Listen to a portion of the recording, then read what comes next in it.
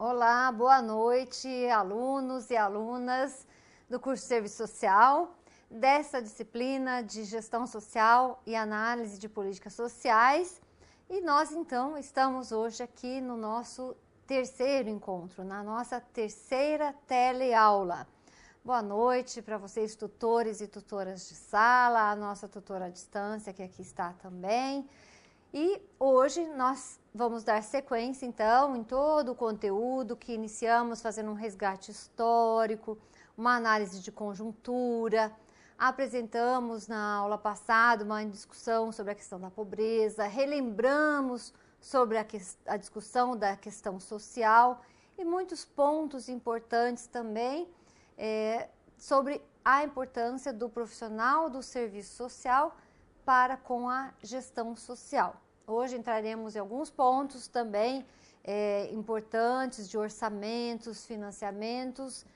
Espero que vocês aproveitem bastante o conteúdo. E antes de começar o conteúdo da aula, eu quero aqui pedir ajuda para a câmera de documentos, que eu tenho uma orientação a fazer para vocês sobre o trabalho em grupo, o portfólio que vocês irão realizar neste semestre. A orientação é o seguinte: o tema, as práticas de comunicação popular e comunitária.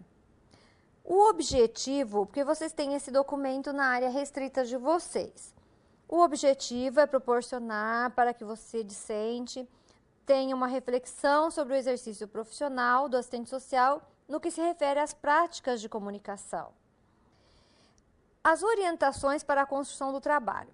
No documento que vocês têm, vocês prestem atenção que o texto grande em negrito, ele está colocado nesse espaço. Então, vocês, por gentileza, façam a leitura do item 1, desenvolvimento do trabalho, que é elaborar um texto a partir da pesquisa bibliográfica, das reflexões que vocês farão, e este texto grande aqui em negrito é a orientação propriamente dita do trabalho que vai nortear a realização do portfólio de vocês em grupo, que vamos aqui ler junto com vocês. O profissional do serviço social deve ter clareza das competências profissional ético-política, teórico-metodológica e técnica operativa. Durante toda a graduação, vocês estudaram esses temas importantes. Portanto, na prática de comunicação popular e comunitária, apresente como se efetiva a participação popular frente aos meios de comunicação e como se dá o reflexo na democratização da comunicação. Então, gente, esse texto em negrito, no documento de vocês, na área restrita, ele só está colocado, disponibilizado abaixo do objetivo, mas a ordem só não altera a intenção nem o conteúdo, é somente que vocês se atentem para essa ordem. Estou dando esse recado aqui em aula. Vocês, tutores de sala, por gentileza, auxiliem os seus alunos, o documento é o mesmo, o texto é o mesmo, só na hora de fazer a leitura que ele foi ali invertido, mas a orientação é esta que está em negrito. Então, se vocês tiverem alguma dúvida, os tutores à distância também estão orientados, está bastante simples, o texto, só ler com bastante atenção.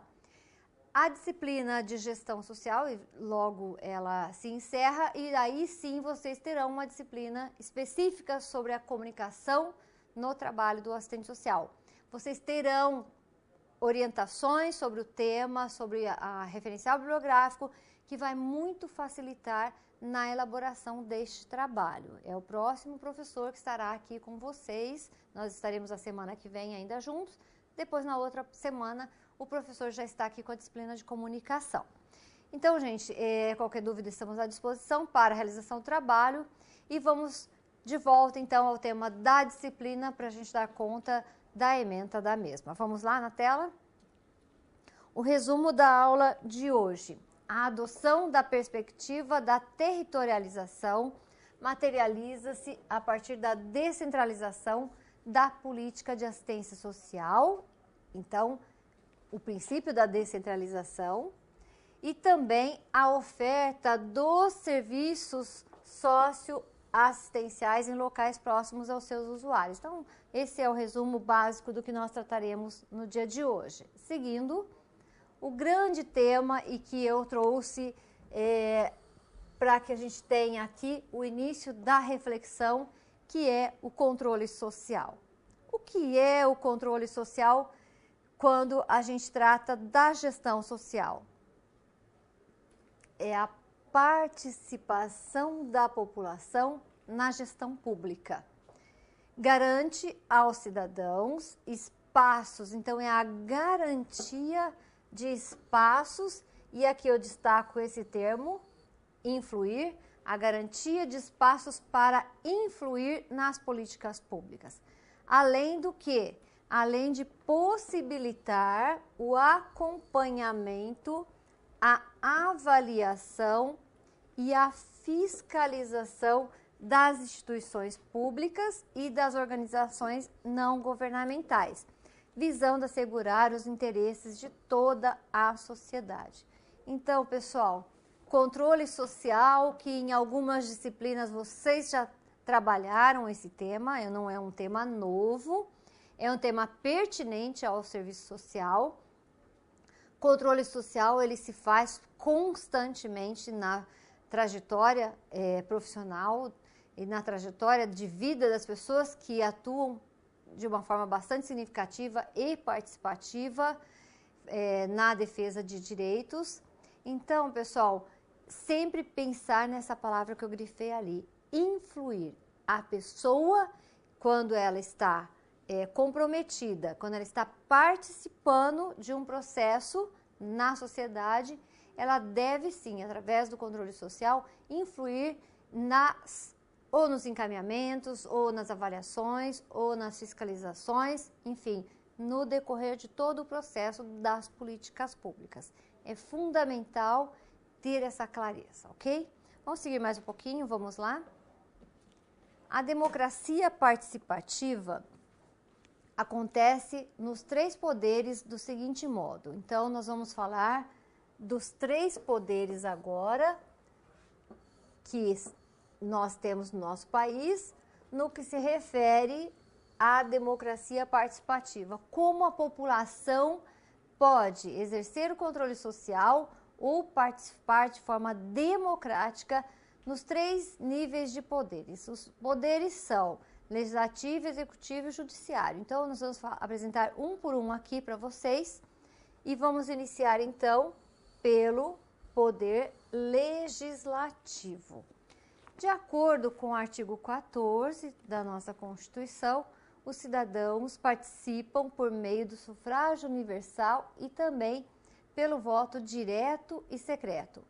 Também há uma forma de participação democrática pelo plebiscito, pelo referendo e pela iniciativa popular, visando a proposição de leis previstas também no artigo 61, parágrafo 2º. Então, pessoal, é muito importante que no espaço do legislativo também se tenha o entendimento de que não é só aquele legislador eleito, no caso, o vereador no município, o deputado estadual, ou deputado federal, ou senador, que exerce o poder naquele espaço do legislativo. Não.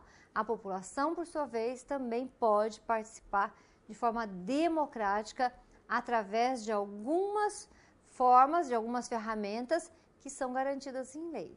Então, depois, aqui nós estamos passando a orientação, vocês podem buscar detalhadamente cada uma dessas formas para aprofundar o estudo.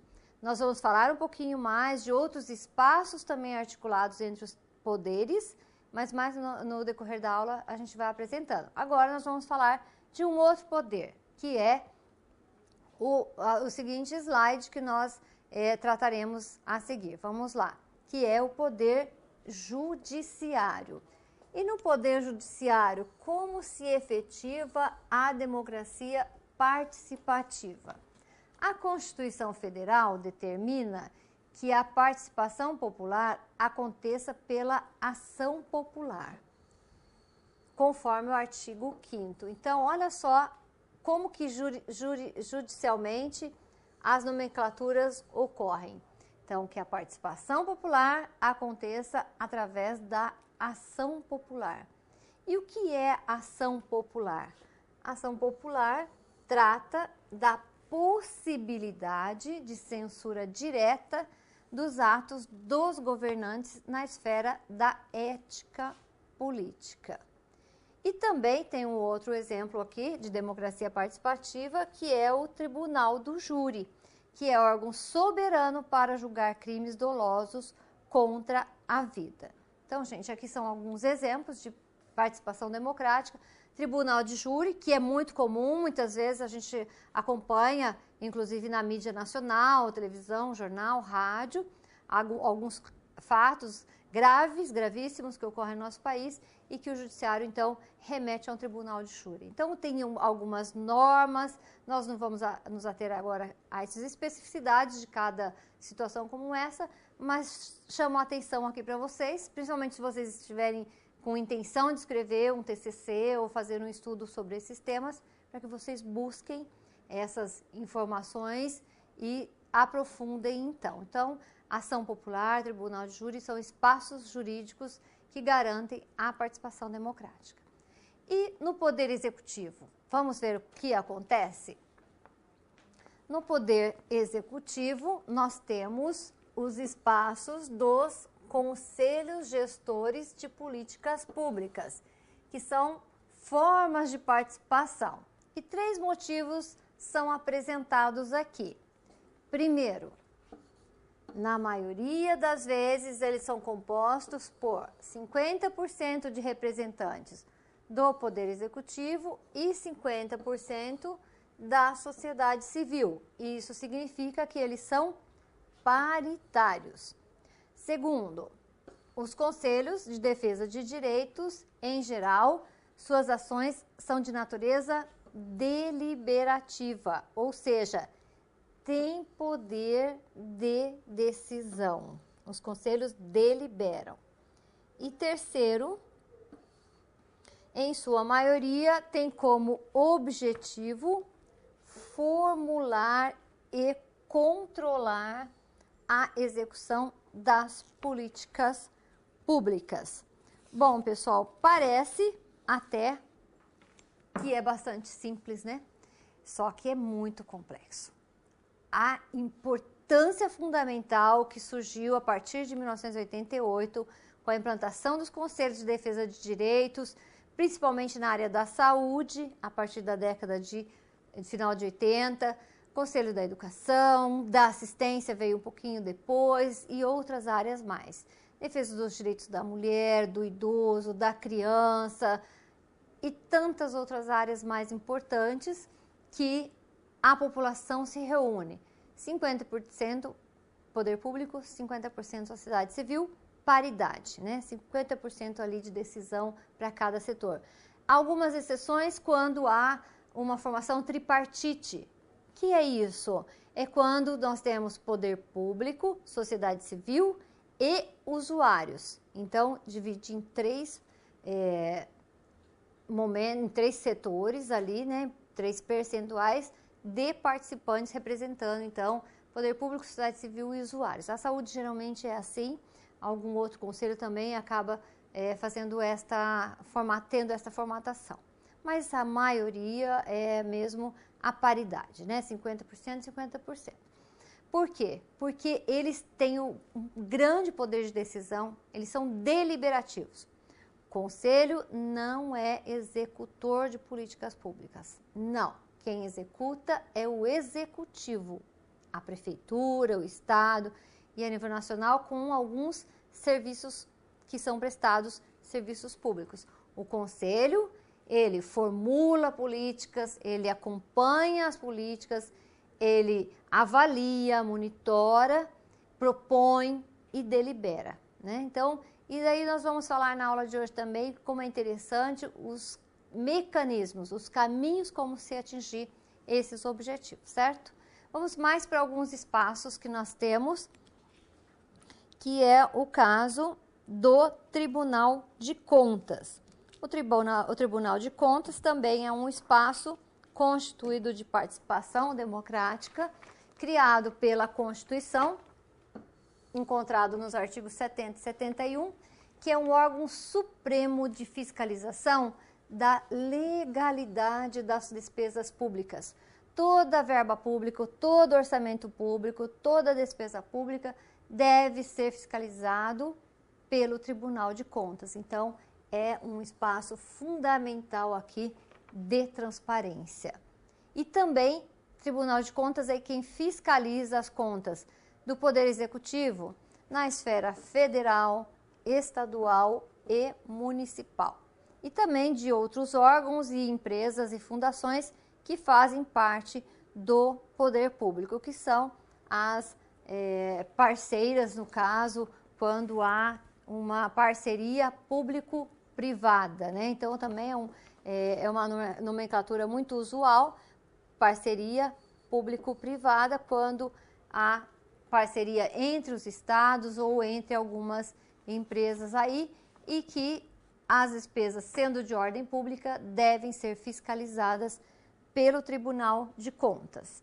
Tem um link agora, vocês têm um endereço aí, para que a gente conheça um pouquinho mais o que é, afinal de contas, o Tribunal de Contas da União.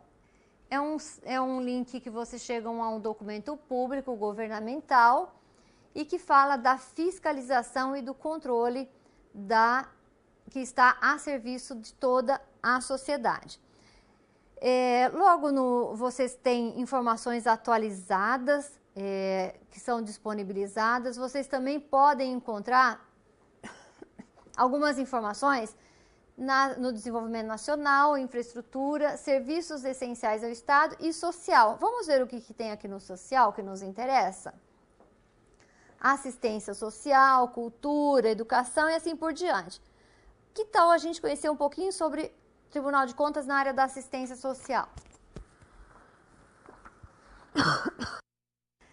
Então, vocês vão navegando e chegando ali na assistência social, vocês vão poder encontrar informações também dos relatórios das contas do governo. Vocês vão encontrar também as execuções orçamentárias e financeiras que se referem à assistência social. Algumas informações também importantes ali que nos trazem e nos complementam as informações. Então, tenho esse relatório. Vamos voltar um pouquinho mais ali. Outras coisas mais vocês podem estar buscando mais detalhadamente, mas vamos voltar na fiscalização e no controle.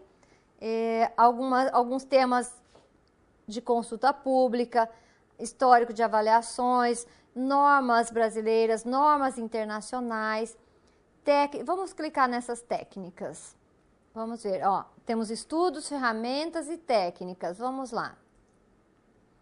E assim, conforme é o interesse, alguns exemplos de amostragem estatísticas, né, do trabalho do Tribunal de Contas e assim por diante, documentos sérios, fundamentais, confiáveis e que estão disponíveis para toda essa pesquisa. E é um documento que muitas vezes a população ou mesmo os profissionais do serviço social desconhecem.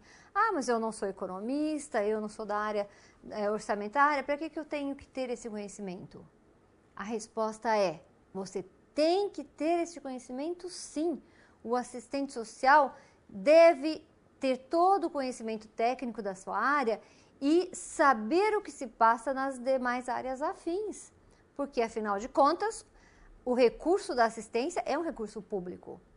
E quem é que controla? Qual é o espaço de fiscalização? Qual é o espaço democrático para ter acesso a essas informações? Então, esse site aqui é um exemplo que eu passo para vocês. Existem outros espaços que vocês podem buscar informações, mas é um exercício que vocês têm que de agora para frente, né, caminhando aí 6º, 7º semestre, se familiarizar para que seja uma rotina da vida de vocês, profissional, uma rotina profissional, buscar essas informações em sites que sejam sites seguros, sites garantidos de domínio público para que vocês tenham informações oficiais, ok? Vamos seguir mais um pouquinho, vamos lá. Caso você ou a população tenha a suspeita de uma irregularidade no uso dos recursos públicos previstos no plano ou no orçamento, o que deve ser feito? Através do conselho, que é um espaço deliberativo, pode ser encaminhado uma denúncia. Essa denúncia geralmente ela é encaminhada por escrito, através de uma resolução ou de um parecer, juntando todas as informações, e essas informações, gente, a partir de uma suspeita, porque o conselho, a população não vai comprovar nada, mas essas denúncias, elas podem ser juntadas e encaminhada para que a investigação tenha bons resultados. Essa denúncia, ela deve ser analisada e, se for verdadeira, o Tribunal de Contas pode responsabilizar o administrador que a cometeu ou enviar a decisão ao Ministério Público. Então, gente, o Tribunal de Contas, ele vai fiscalizar a partir do quê? Como é que o Tribunal de Contas vai fiscalizar? Ele vai fiscalizar a partir de documentos, de relatórios. Mas se você, profissional, você, enquanto população ou a população em geral, tiver uma suspeita ou uma informação, o espaço do Conselho de Defesa de Direitos é um espaço formal que pode fazer por escrito o encaminhamento ao Tribunal de Contas para verificação. Você não vai fiscalizar, tem o Tribunal de Contas para fiscalizar, que tem acesso à documentação.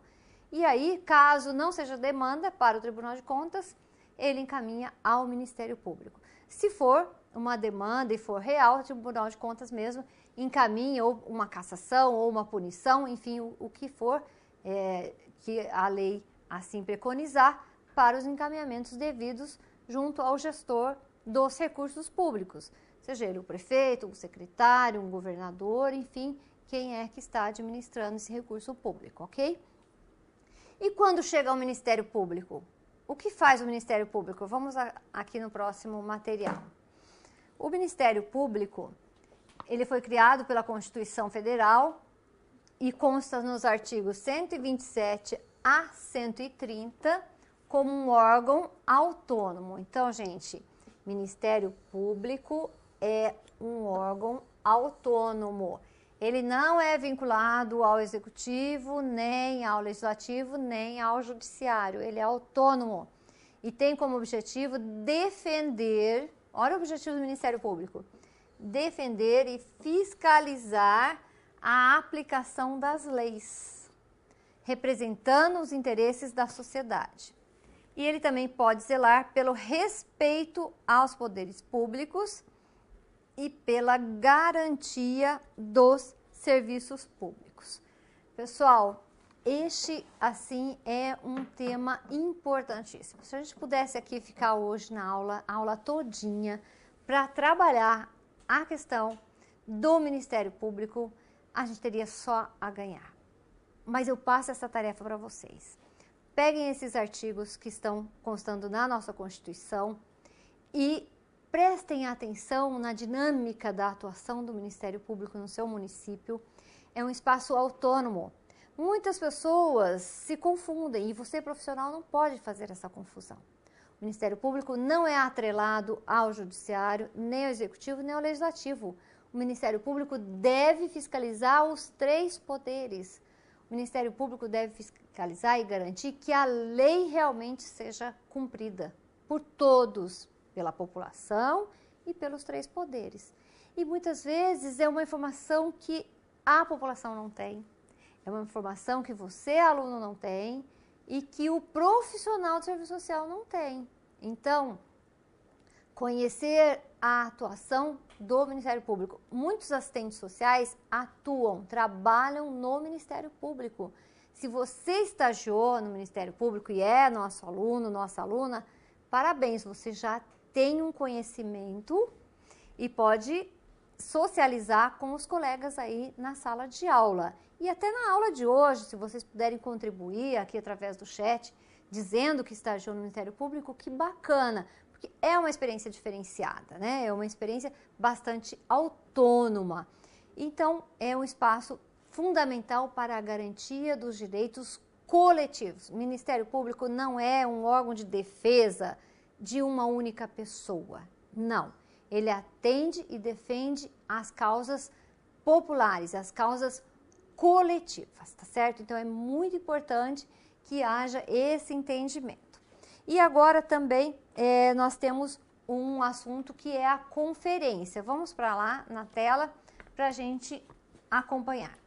Conferência é um outro espaço de participação democrática.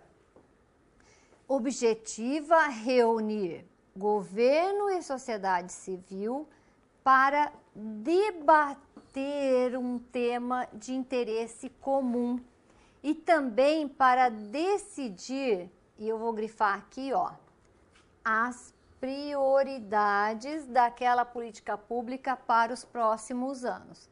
Então, pessoal, parece que é simples, mas olha só a responsabilidade que é esse espaço de participação democrático, que é uma conferência. As conferências, elas acontecem das diferentes políticas públicas.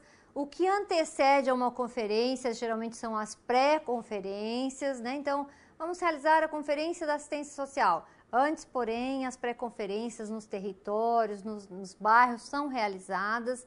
Para quê? Para discutir, para refletir sobre aquele tema e principalmente para quê? Para eleger prioridades a serem trabalhadas. Tudo o que é retirado de uma conferência, essas prioridades, elas são legitimadas, elas são aprovadas. E o que é aprovado em conferência é um documento que referenda a atuação do Conselho Municipal e, por sua vez, referenda a atuação do Executivo, do Poder Executivo. O secretário municipal de assistência social, ele deve obrigatoriamente obedecer o que foi preconizado como prioridade numa conferência municipal. Sim, porque ela legitima a vontade popular. Ah, mas na conferência fala-se uma coisa, na prática acontece outra. E o controle social onde está, né? Outras coisas devem acontecer porque tem que se cumprir lei e tem que avançar, mas aquelas prioridades ali das conferências têm que ser atendidas, né? Não adianta implantar um serviço na região norte se a conferência deliberou que a prioridade é na região sul. Aí o gestor tem que prestar atenção para não ser incoerente ali com a conferência. Então, gente, olha quanto espaço importante de poder que nós temos e muitas vezes não são utilizados. Por quê? Por que será que não são utilizados? Será que não é pela falta da informação, do objetivo, do porquê existem esses espaços, né? Então, nós temos que prestar muita atenção. A gente tem mais um link agora, é isso? Vamos lá na tela? Isso, temos mais um link. Esse link do MDS e nós fomos direto à página do Conselho Nacional de Assistência Social. Estamos falando dos espaços democráticos. Todos os conselhos nacionais têm as suas páginas públicas. Este que nós elegemos aqui, que é o da assistência social e que traz informações também atualizadas, né, sobre reuniões, as comissões, as políticas, as normas operacionais básicas que nós já tratamos em aula. Aqui é bacana a gente acompanhar que alguns destaques. E olha só, né, agora, muito recente, no dia 29 de fevereiro de 2016, as informações dos prazos para o processo eleitoral. Temos também aqui assuntos que serão discutidos na próxima reunião do Conselho Nacional da Assistência. Olha só, tudo muito transparente. Em Brasília, no dia 8, 9 e 10 de março de 2016, estará acontecendo às 5 horas da tarde a reunião ordinária do Conselho Nacional da Assistência Social. As deliberações da 10ª Conferência Nacional está aqui. Então, gente, a gente acabou de falar da conferência, aqui estão as deliberações. Se você quer saber no Brasil o que se passa sobre a assistência social, esse é um documento fantástico que vocês podem estar procurando. e assim por diante, né? Os planos, as conferências nacionais, todas elas aqui, se você quiser buscar alguma, comissões temáticas, comissão de política, de conselhos, de financiamento, de normas, acompanhamento de benefícios, monitoramento das conferências e assim por diante. Muito documento para que vocês possam buscar informações e conhecimentos. Olha só, então o que a gente falou tem um exemplo ali muito bem claro, né? As deliberações que foram legitimadas nas conferências estão todas elencadas ali, as nacionais, as estaduais também e as municipais também. Um grande documento de pesquisa para você, futuro assistente social.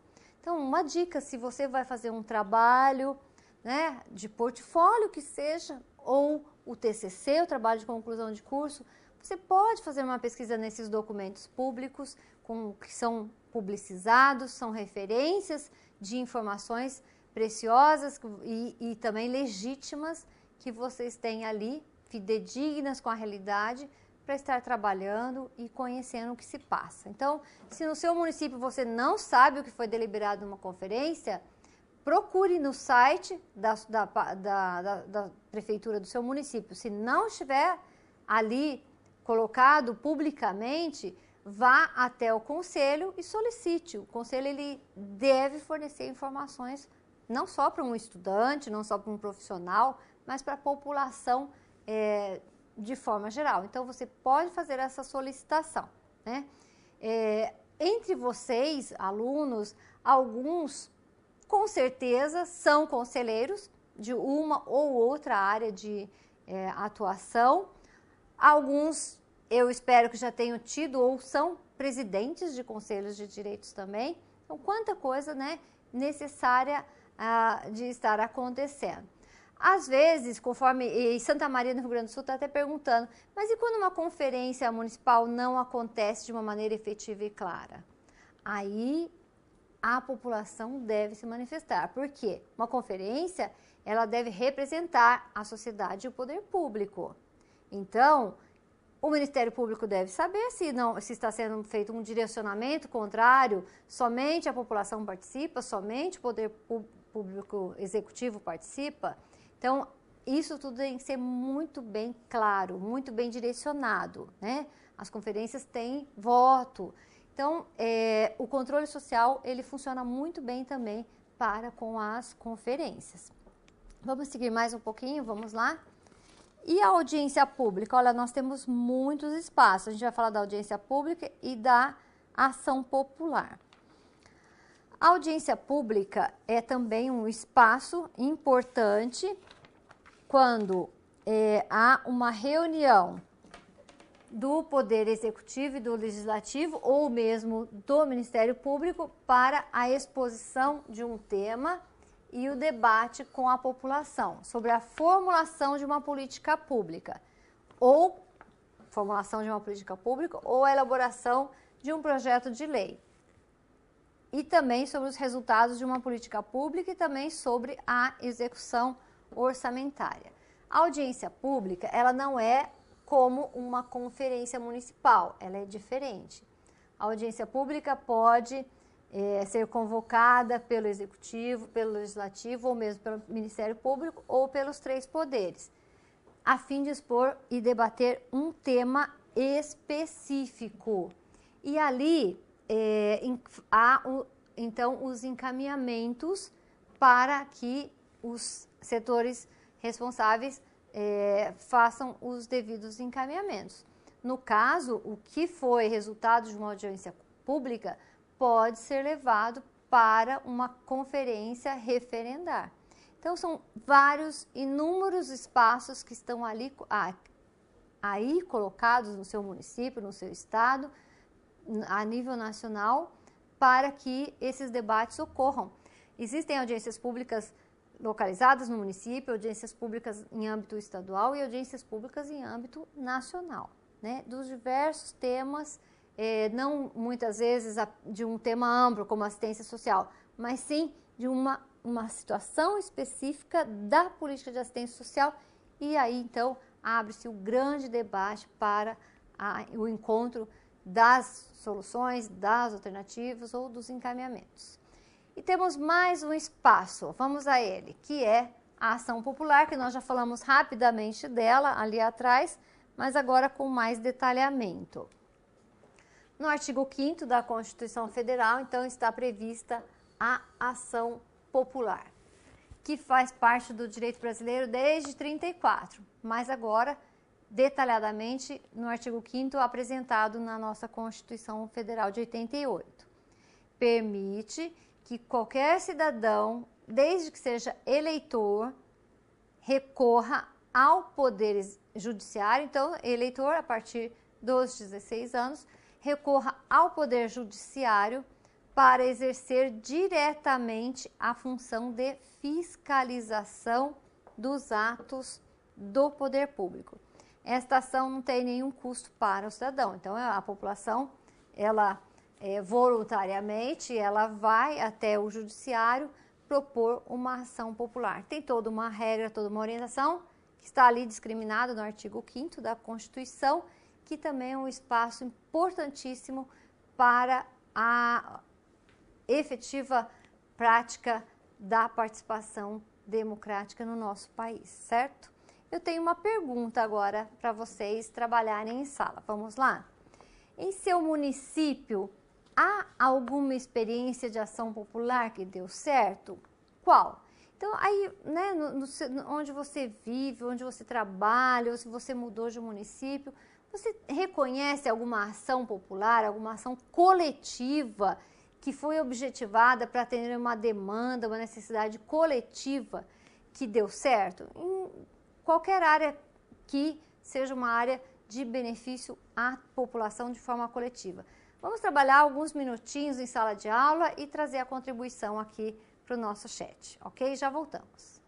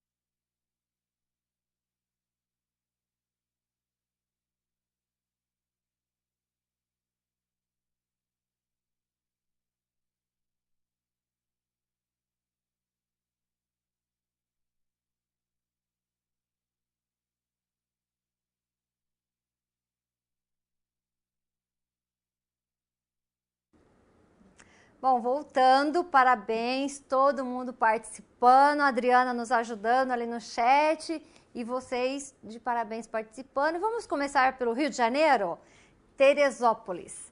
Em Teresópolis houve em 2011 uma grande ação popular que destituiu o cargo do prefeito da cidade. Exatamente uma grande manifestação. E digamos aqui, não foi só Teresópolis, Rio de Janeiro que conseguiu, né, que um cargo gestor desse porte eleito tivesse perdido o seu cargo. Outros municípios no Brasil afora também aconteceu isso. E é um grande exemplo para que realmente a impunidade não reine, né? Que realmente a população vá atrás dos seus direitos. Muito bem. E na Bahia, Itaberaba, o que aconteceu lá? Vamos ver? A ação que tem sido feita ultimamente em alguns municípios é a mobilização da população no combate à dengue, à zika e à chikungunya. Parabéns, pessoal de Itaberaba, aí na Bahia. E esta é uma ação, eu vou aproveitar a dica aqui, a deixa aqui. Pessoal, vocês que estão nesse nosso Brasil todo aí, no nosso primeiro dia de aula a gente falou da importância da conscientização sobre esses bichinhos, esses mosquitinhos, que além de eles não poderem viver, eles têm que morrer, eles não podem nascer.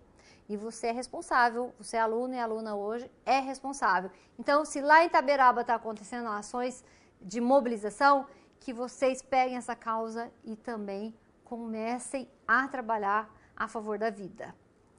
E Arapiraca, pessoal de Arapiraca, sabe que eu tenho vontade de ir aí a Arapiraca conhecer, já me familiarizei tanto com vocês. Olha só, Simone disse que no município a conta de energia estava muito alta, a taxa de iluminação pública estava muito alta também, e a população se uniu e conseguiu diminuir o valor. Olha que exemplo bonito em Arapiraca, né?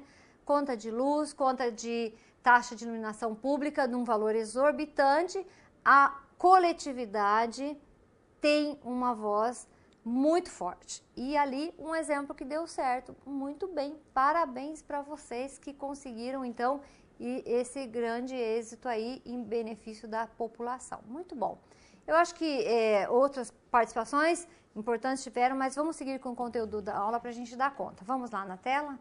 O serviço social e o desafio da governabilidade democrática. Então, se nós estamos falando em espaço democrático, temos que também saber que a governabilidade e o serviço social, em alguns momentos aí, enfrentam desafios. A situação de ausência de serviços sociais é a mesma coisa que violação de direitos. Então, se estamos falando em ação democrática, nós temos que falar em direitos garantidos e não direitos violados. Na ausência ou insuficiência do financiamento, que deveria garantir, mas na falta dele, ele pode agravar as situações de desproteção ou até gerar riscos e vulnerabilidades. Deve-se, então, o quê? Avaliar se os serviços são assegurados e as dificuldades para o alcance de novos direitos. Então, que não haja ausência de serviços. Próximo, a questão da cidadania, que é um tema fundante no serviço social. Nós temos uma definição aparentemente simples, mas de grande repercussão, que é no dicionário Aurélio. O que é cidadania? Cidadania é a condição de cidadão. É quando a pessoa, o indivíduo, está no gozo dos direitos, de todos os direitos civis, políticos de um Estado. Então, todas as leis que garantem direitos devem ser cumpridas. A partir do momento que todas essas leis são cumpridas, a pessoa vai ter a condição de cidadão. Então, pessoal, o que acontece para que cada brasileiro, cada brasileira realmente tenha o seu direito que está garantido em lei tenha acesso a essas leis, aí é nesse momento que os direitos estarão garantidos. Então, todo esse grande ciclo aqui da população acessar os seus direitos que estão garantidos em lei, é nesse momento que podemos afirmar, então, que há a existência da cidadania. E o que fazer, então? Como fazer para entender todo esse processo? Esse processo só é entendido na medida em que há uma abordagem adequada, a forma como visualizamos todo esse procedimento de entendimento de direitos, de legislação, de acesso ao que é direito garantido em lei. Aí sim a pessoa se torna uma pessoa cidadã. Se não, caso não há o cumprimento das leis, ela não tem seus direitos, ela estará desprovida dos seus direitos, ela não se torna uma pessoa cidadã, né? É complexo, não é simples. Eu espero que vocês possam buscar novas leituras a respeito do termo cidadania. Cidadania nós não podemos falar de uma forma vulgar. Não, cidadania tem um significado muito importante, que é, a partir desse simples significado que está no nosso dicionário, até o aprofundamento dos referenciais teóricos do serviço social. Eu tenho um vídeo agora, quero compartilhar para vocês, porque depois nós vamos comentar a respeito dele. Vamos lá. Señoras y señores, amantes de la buena salsa, con ustedes, son del Vivaldi.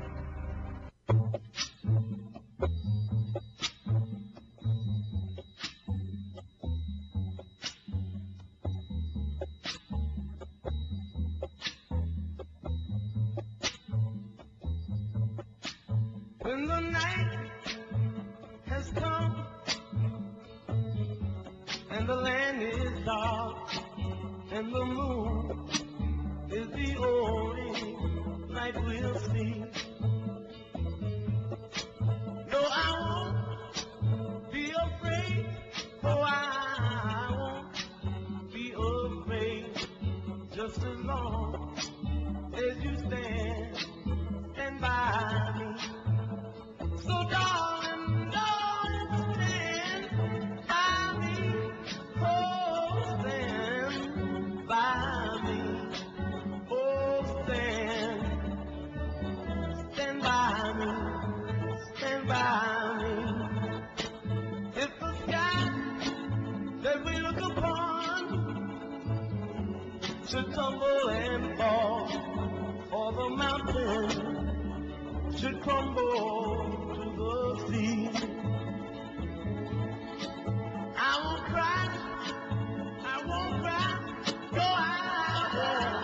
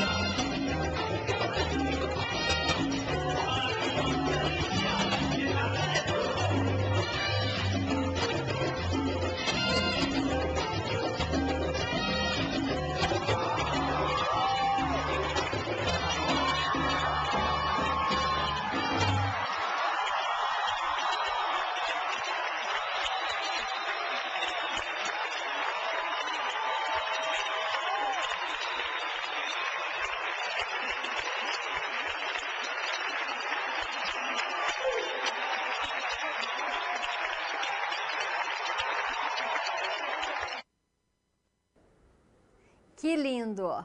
Que lindo esse material que é deslumbrante, né? Uma senhora beirando seus 90 anos de idade, junto com o seu neto de 36, 37 anos, fazer uma apresentação como essa, né?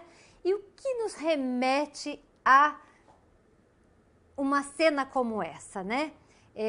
Inclusive Remanso na Bahia está dizendo, né? Não há idade para fazer o que queremos e devemos fazer e queremos e devemos para o nosso bem-estar. Além de fazer o que queremos para o nosso bem-estar, como o pessoal de Remanso está colocando, a gente tem que também entender que nós não podemos subjugar, não podemos ter preconceito nem subestimar ninguém. Nós, assistentes sociais, trabalhamos com a população. Será que um assistente social ia olhar para uma senhora de 86 anos e ia acreditar que ela ia fazer uma coisa dessa? Um show, um espetáculo desse? Muitas vezes, mas já passou dos 80, está fragilizada. Muitas vezes sim, mas sempre tem uma exceção, sempre tem uma situação diferente. E como é agir então no nosso dia a dia com as pessoas que são diferentes, que pensam diferentes, agem de forma diferente e muitas vezes a imagem, o corpo, a aparência ou a vestimenta nos remete a pensar de uma forma equivocada o conceito com aquela pessoa, né? Então, pessoal de pesqueira também dizendo, né, que o tempo é uma realidade, mas há que se aproveitar porque a população idosa está aí para dar seu depoimento e ser uma referência da própria história, né?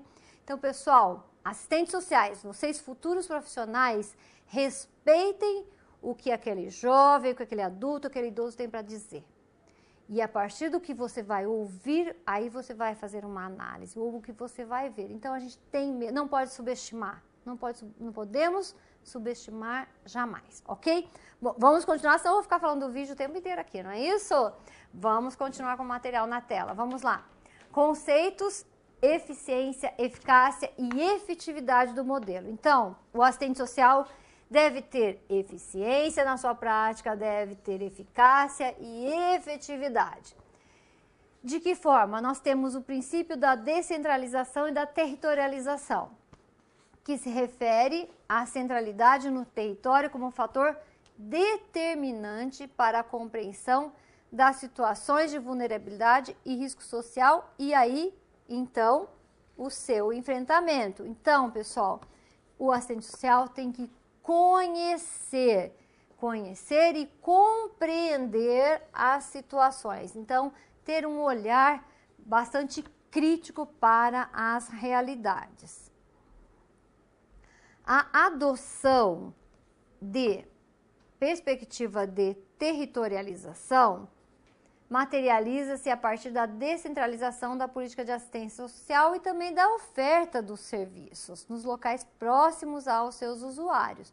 Isso vai, então, aumentar a eficácia, a efetividade, criando condições favoráveis à ação de prevenção ou enfrentamento das situações, conforme a gente já falou. Seguinte, e nesse território que o assistente social está com esse olhar crítico, atuando, ele vai encontrar uma família Mas que família é essa que o assistente social vai encontrar?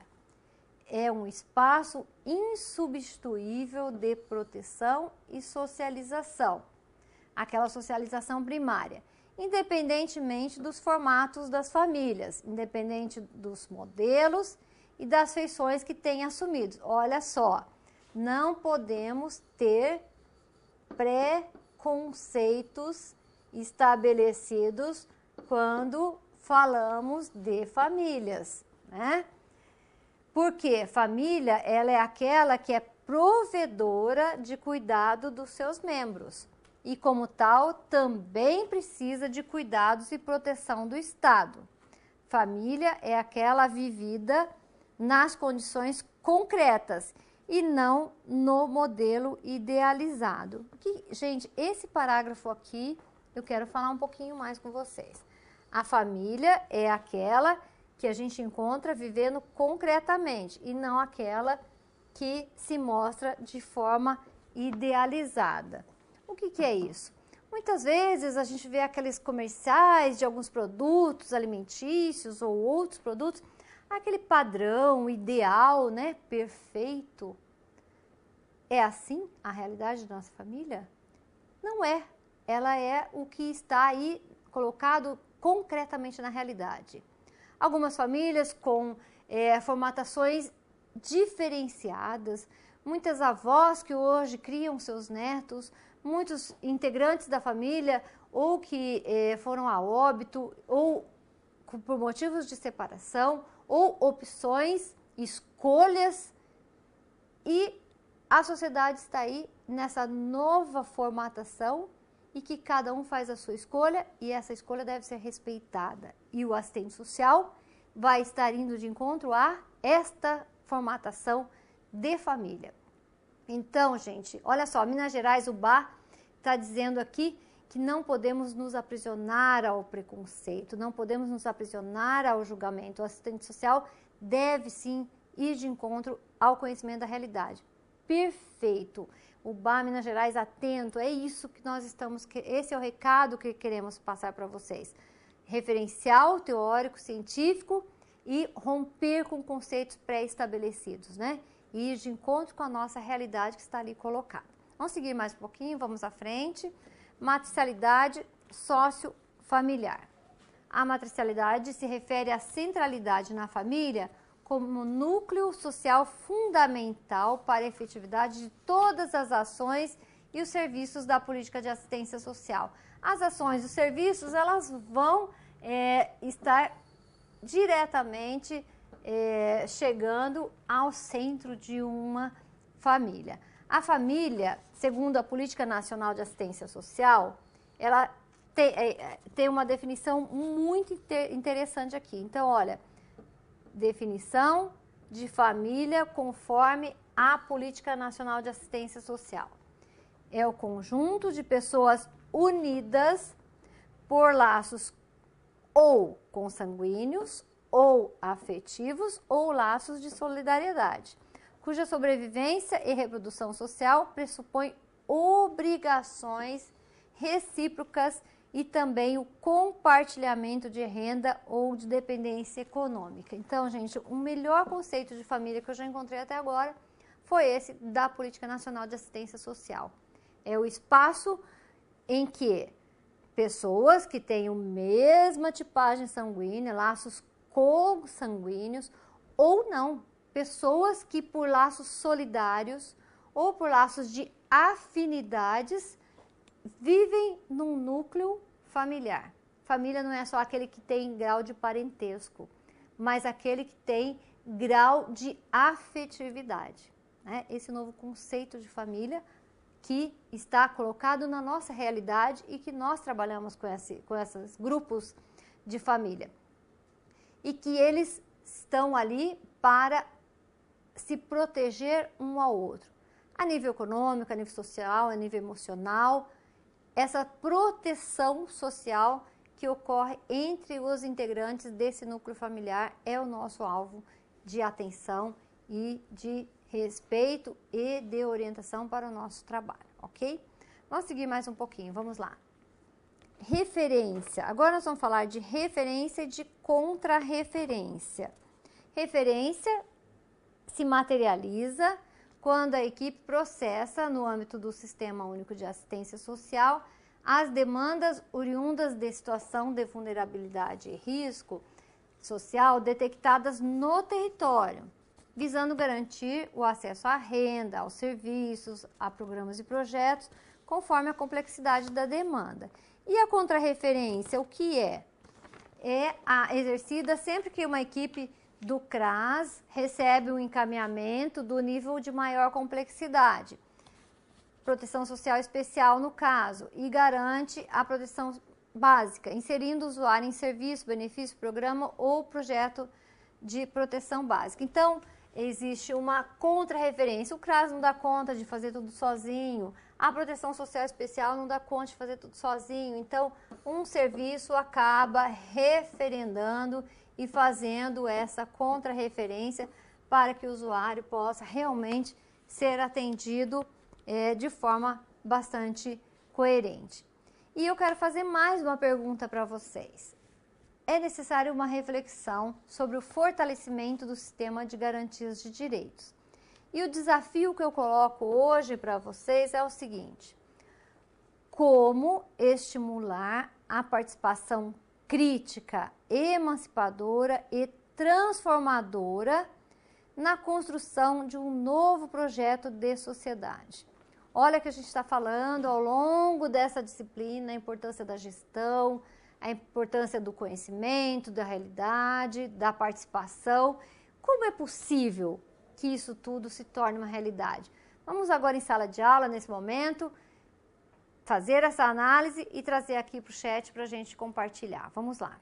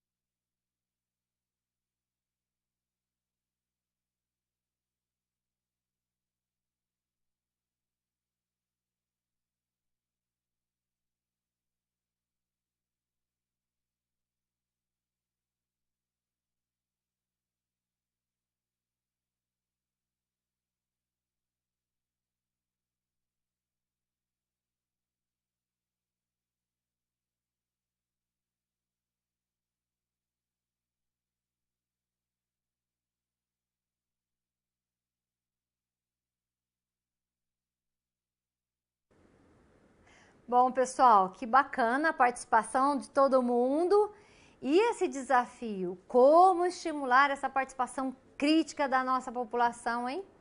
Vamos começar por Capanema. Olha só, através das audiências públicas, perfeito, das conferências e até mesmo pelo controle social, perfeito, proporcionando debates e esclarecimentos sobre os direitos da população, incentivando, debatendo os movimentos sociais através do interesse da coletividade. Perfeito. E olha só, Capanema, que bacana que vocês trouxeram aqui a referência dos movimentos sociais. Uma história maravilhosa que foi construída pelas organizações populares, movimentações sociais e que ainda existe muito que se avançar, né? E aí, agora nós vamos para o Mato Grosso, Cuiabá. Vamos lá. Através da apropriação da sociedade de seus espaços de representação popular. Então, a população tem que se apropriar desses espaços de representação popular. Desafio muito bom. Visando o quê? Um conhecimento para uma intervenção satisfatória que proporcione uma reordenação social. Bacana, pessoal aí de Cuiabá, atento. Então, quantos espaços ali para serem realmente apropriados? Muito bem. E Maceió? O que Maceió nos diz? Por meio da construção de diálogos que discutam a necessidade de mudanças societárias, trabalhando a conscientização. Outro ponto fundamental, o diálogo, a discussão, a reflexão em busca, então, de uma mudança societária e trabalhar a conscientização. Perfeito. Eu falei já aqui para vocês, né, nessa disciplina, que liberdade e consciência a gente não dá. E vocês falaram aqui de forma muito bem colocada. É um processo, é trabalhar esse processo de conscientização.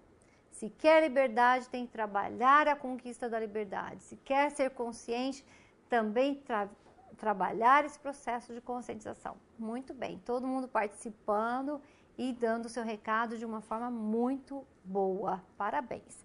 Vamos seguir para o material da aula, vamos lá? Compreender as famílias a partir do quê? Da contextualização sociocultural, da história familiar e transgeracional. Então, tem toda uma cultura, uma história a ser considerada.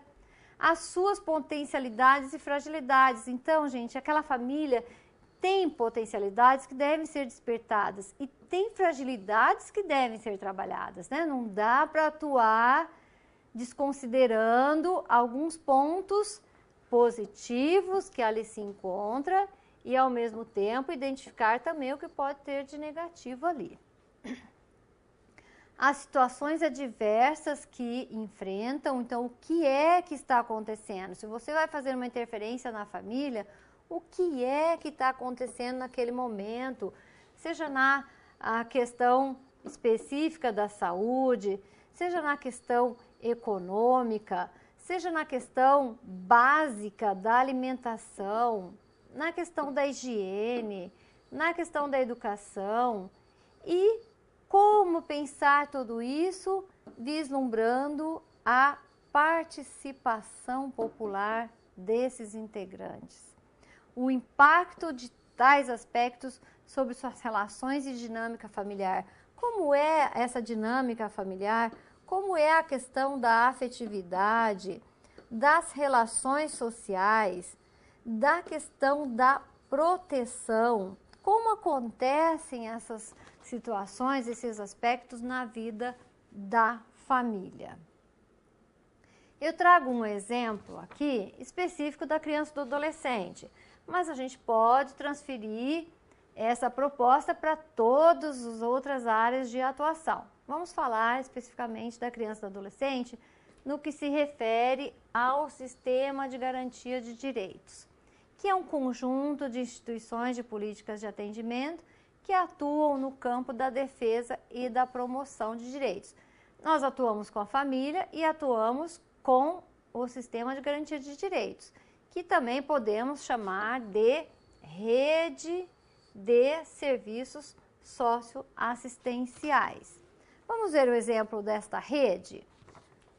Conselho dos Direitos da Criança e do Adolescente, conselhos tutelares, o Poder Judiciário através da Vara da Infância e da Juventude, o Ministério Público, a Defensoria Pública, as organizações da sociedade civil, os centros de defesa, os fóruns de defesa de direitos e tantos outros espaços e serviços que estão ali colocados para atenção, nesse caso específico, à criança e do adolescente.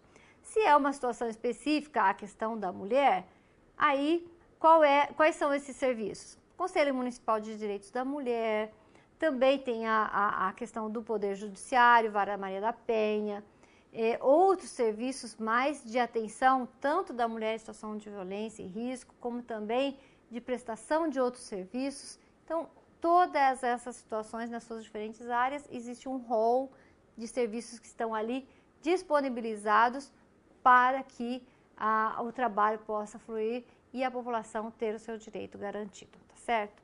Vamos seguir mais um pouquinho, então, com o material do quadro.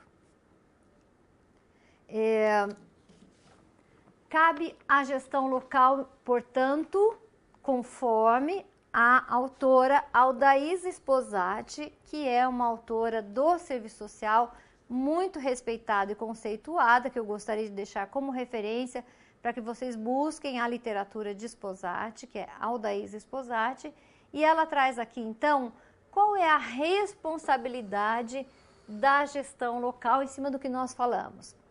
Implementar a sustentabilidade por meio de vínculo com a rede de serviços socioassistenciais e o conjunto de atenções intersetoriais à família, a seus membros e ao território onde vivem.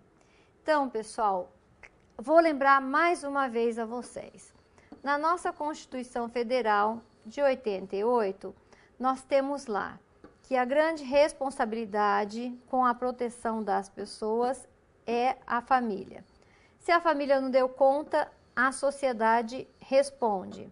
Se a sociedade não der conta, a responsabilidade é do Estado. A nossa Constituição Federal está ali colocando e deixando bem claro das responsabilidades. A família proteger os seus membros, a sociedade também, que daí entra toda a rede de serviços, e o Estado, por sua vez, com os serviços públicos. Então, essa é uma leitura fundamental que vocês tenham.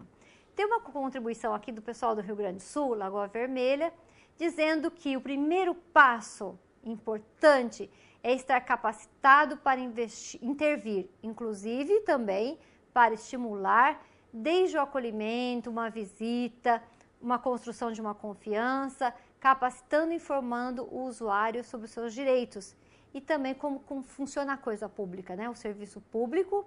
Conhecer é desconstruir paradigmas, construindo novas possibilidades. Perfeito, pessoal de Lagoa Vermelha. Exatamente. Vocês foram muito felizes com a colocação. Como romper preconceitos? Como romper paradigmas? Quebrar, destruir paradigmas? Como romper com todas essas situações? A partir da informação, a partir do conhecimento. E se você é profissional que vai trabalhar com a população, você deve ser o primeiro alvo dessa desconstrução de conceitos pré-concebidos. E você vai conseguir isso com a informação. A informação ela está aí, publicizada, você precisa fazer leitura, você precisa refletir, você precisa debater e construir toda essa segurança para que a população também tenha a partir da contribuição do assistente social. Perfeito, pessoal do Rio Grande do Sul aí atento, muito bem. Vamos seguir mais um pouquinho no quadro, vamos lá? Operacionalização. Os desafios à concretização da diretriz do SUA são a incorporação por parte da equipe e de outras políticas no trabalho em rede e também de uma concepção não conservadora de família, que é o que falamos até agora.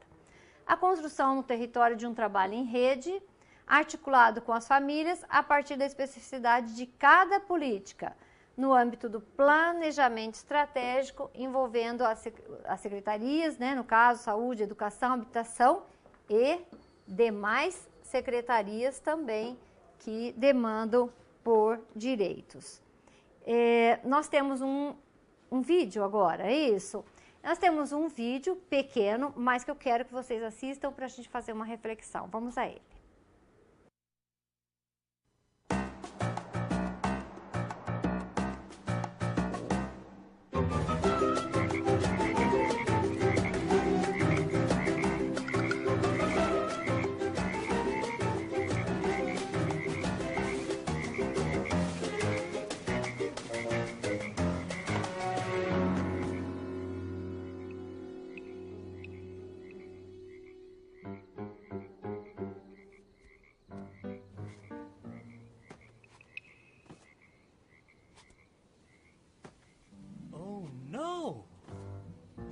It's too deep. They'll never make it.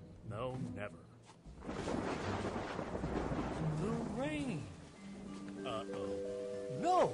The rain will fill the hole, and then they can swim out. Ah. Stop jumping! We have a plan!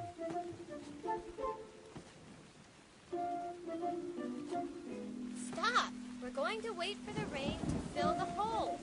Why aren't you listening to them? We'll never make it! It's too high!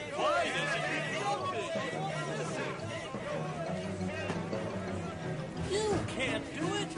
It's too deep! Listen to him! Save your strength! Don't even try. Just stay down.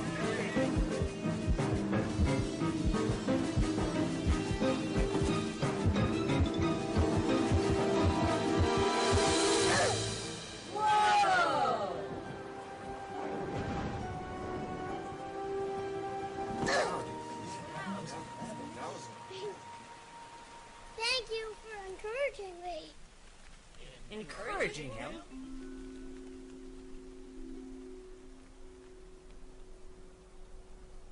He's deaf.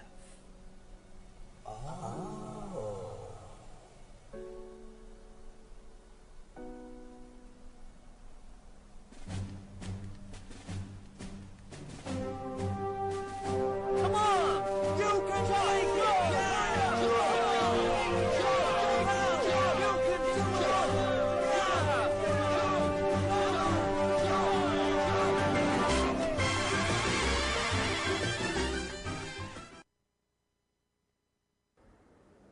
Olha só que vídeo maravilhoso. Não se esqueçam dessas imagens que podem motivar a nossa população, como esse nosso amigo sapinho, né?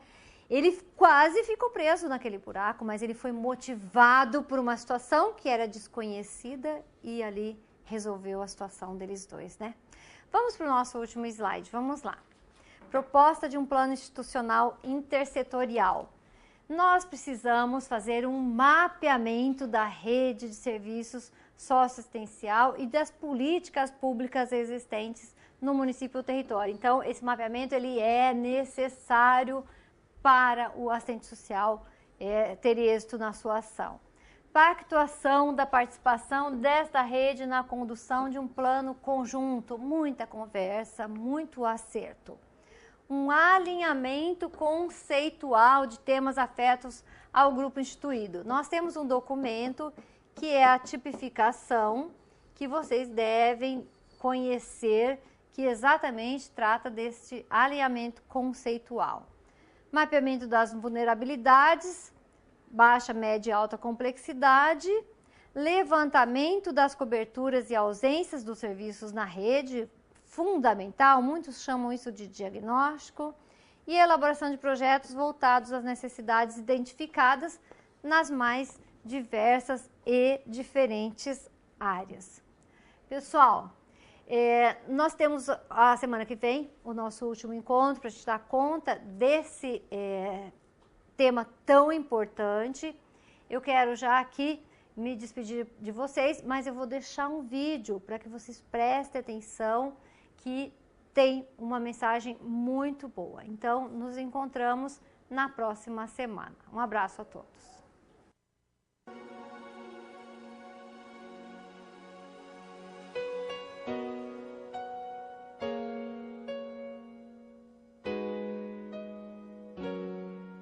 É preciso pensar um pouco nas pessoas que ainda vêm, nas crianças.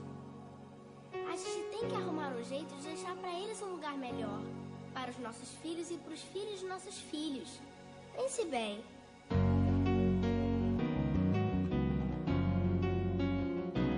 Deve haver um lugar dentro do seu coração, onde a paz brilhe mais que uma lembrança.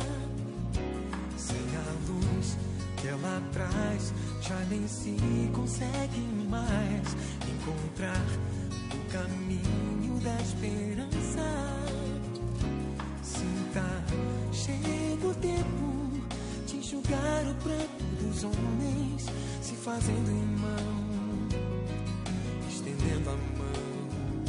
Só o amor, mundo que já se fez, e a força da paz junta todos outra vez. Venha, já é hora de acender a chama da vida e fazer a terra inteira feliz. Se você for capaz de soltar a sua voz pelo ar como prece de criança, deve então começar. Outros vão te acompanhar e cantar com harmonia e esperança. Deixe que esse canto lave o pranto do mundo, pra trazer perdão e dividir o pão. Só o amor, mundo que já se fez, e a força da paz junta todos outra vez. Venha, já é hora de acender a chama da vida e fazer a terra inteira feliz. Quanta dor e sofrimento em volta a gente ainda tem, pra manter a fé e o sonho dos que ainda vêm. A lição pro futuro vem da alma e do coração, é buscar a paz, não olhar pra trás. Se você começar, outros vão te acompanhar e cantar com harmonia e esperança. Deixe que esse canto lave o pranto do mundo, pra trazer perdão e dividir o pão. Só o amor, tudo que já se fez, e a força da paz junta todos outra vez. Venha, já é hora de acender a chama da vida e fazer a